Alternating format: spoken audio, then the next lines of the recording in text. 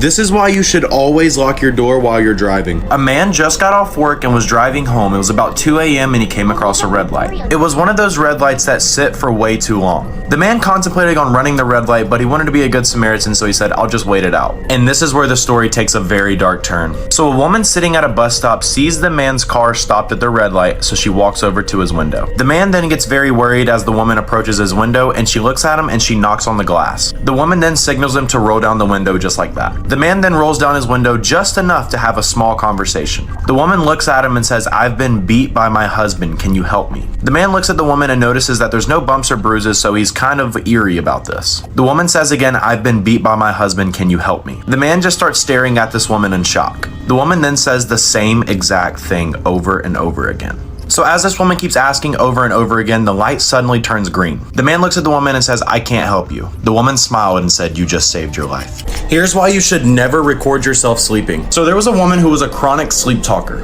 One day at work, she was talking to her coworkers about dreams. A couple of the coworkers were telling their scariest dreams, and the woman replied, I don't really dream, I'm just a sleep talker. So the other coworkers insisted that she record herself sleeping to see maybe if she says something during the night. So she downloads a voice recording app and puts it on her nightstand before she goes to sleep. For the next 2 months, she recorded some really cool stuff up until one night. As she was listening to herself sleep, she heard in the background the door slam. She had no idea why the door would slam because she lives alone. So she listened to the recording of the door slamming and she just went right back to sleep. And while she was sleeping, she woke up to another door being slammed. So she freaked out to go see which door opened because she maybe thought there was an intruder.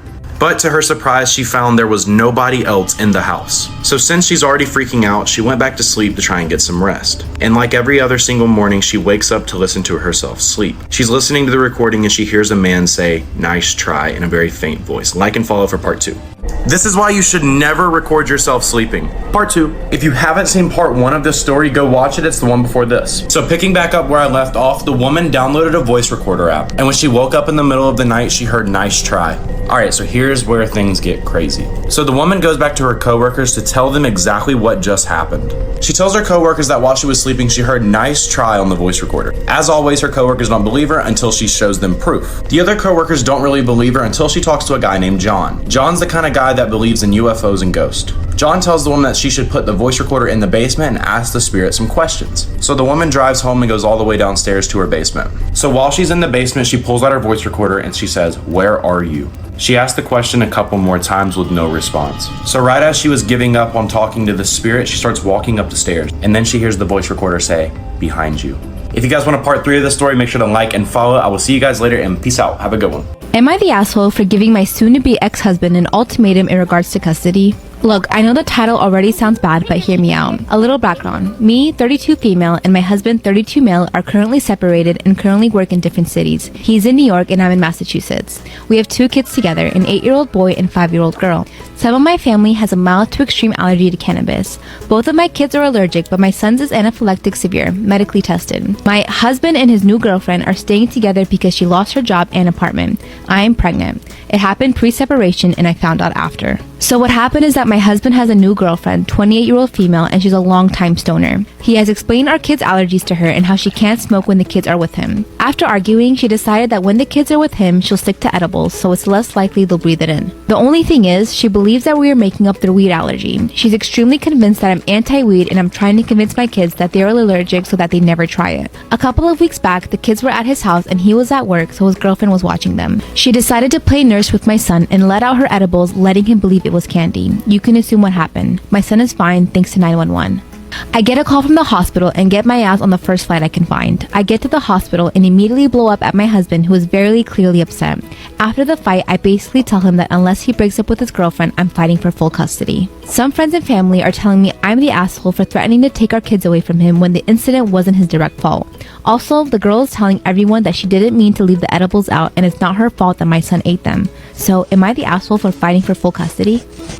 If you have ever gone to Omegle, you need to listen to this. This is the true story about what happened on an Omegle video chat. There was a guy named Nick who was 17 years old. After Nick got home from school, he didn't have anybody to talk to, so he just went on the computer and typed in omegle.com. As he's skipping through trying to find somebody to communicate with, he comes across this guy. This is kind of a cartoon of what he looks like. So as Nick enters the chat room, he looks at the guy and he says hi. The guy then types in the chat and says hi and lays back. Nick thought it was really weird that the guy didn't just say it, so he asked, why can't you talk? The guy then types in the chat, "I am completely deaf." What happens next is terrifying. The deaf guy then types in the chat and says, "I'm going to have to use this whiteboard to talk to you because my hands will be occupied." Keep in mind, that's very important. So Nick, who thought that was weird, said, "Okay." The deaf guy pulls out a whiteboard that says, "Let's play Russian roulette." So immediately Nick starts freaking out and the guy puts one bullet inside the chamber and spins it. The man pulled the trigger and the gun didn't go off and he said round 2. Part 2 will be posted right after this. Make sure to follow. This is part 2 of the man who was on Omegle. So after round 1, Nick was shocked and didn't know what to do. The deaf man then held up a sign that said round 2. And instead of loading one bullet into the chamber, he loaded up 5, leaving him literally only one chance to survive. Just to show you how small a survival chance that is, that's 16.67% that he lives. The deaf man then looks at the camera and says, "It was nice to meet you, Nick," and starts crying and laughing. So Nick starts spamming the chat like, "No, please don't, like you're gonna kill yourself, no, please stop." The man then puts 5 bullets in, spins it, grabs it, and pulls the trigger. And before Nick could see what happened, he closes his computer, but right before he closes it, he hears a pop. Then Nick, out of curiosity, pulls up his camera, looks at the thing, and realizes that the deaf man had killed himself. And Nick never got on Omegle again. This is the true story, by the way. So if you guys enjoyed it, make sure to follow and leave me a like for another story like this. So I'll see you guys later. I'm live on Twitch right now. Click the link in my bio. See you there. Here's another movie that you definitely have to see. The Perfection is a movie that if I had to describe it in one word, I would say unsettling. Very unsettling. The movie is about 2 girls, Charlotte and Lizzie, who are both musical prodigies and both very competitive against each other. But they also have a very strange relationship. If you know, you know. They both attended the top school for musical prodigies, but Lizzie ended up replacing Charlotte. They're both in Shanghai for a concert when the next day they decide to take a trip together to explore China. When they're on the bus, Lizzie starts getting really sick. And by sick, I mean maggots and bugs in her vomit and spiders crawling out of her skin. Charlotte sees this as an opportunity, hands her a cleaver and says, "You know what you have to do," and tells Lizzie that she has to chop off her own hand. And without your hand, you can't play the cello. Charlotte disappears, but the House of Music decides that they're not done with her yet. This school of music is where they train children, and you find out some pretty horrible things about the school and what they do to children that make mistakes. This is one of those movies that you really can't trust what's going on until it shows you. I actually really like this movie because there's a stopping point and it will rewind and show you something that it didn't show you before. And you find out some pretty horrible things. Viewer discretion advised. It's plot twist after plot twist. And the ending, for those of you who have seen it, like what?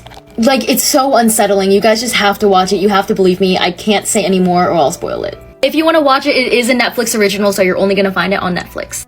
Good luck. Here is the story of the Girl Scout murders. Warning, it's very disturbing and very sad. In the summer of 1977, 3 Girl Scouts, Lori, Michelle, and Doris, were staying at an Oklahoma campsite. The camp counselor was going through their things when she found a note that was pretty disturbing. Whoever wrote it promised to murder 3 girls at the campsite, but the camp counselor didn't take it seriously since everybody was telling ghost stories and all that. She thought it was no more than a prank, so she didn't do anything about it, and she would soon come to regret that decision. 2 months after she finds that note, on June 13th, early in the morning, the 3 girls' bodies were found murdered and raped. All 3 of their bodies were found outside in their sleeping bags on the trail that led to the camp showers. The only thing that the murderer left behind was a bloody footprint and a red flashlight. The prime suspect in this case was Gene Leroy Hart. He was actually raised about a mile away from the camp, and at the time of the murders he was an escaped convict. He had escaped from prison where he had been serving time for burglary, kidnapping, and rape. But due to lack of evidence, the jury acquitted him. And if you don't know what that means, they let him go. Due to lack of evidence. And the Oklahoma police consider this crime solved. So, nobody actually knows if Gene Leroy Hart was responsible for this murder. It still is technically an unsolved crime, even though the Oklahoma police say that it has been solved, but all we know is that the girl's killer never saw justice. Let me know what you guys think about this case in the comments. Do you think he did it?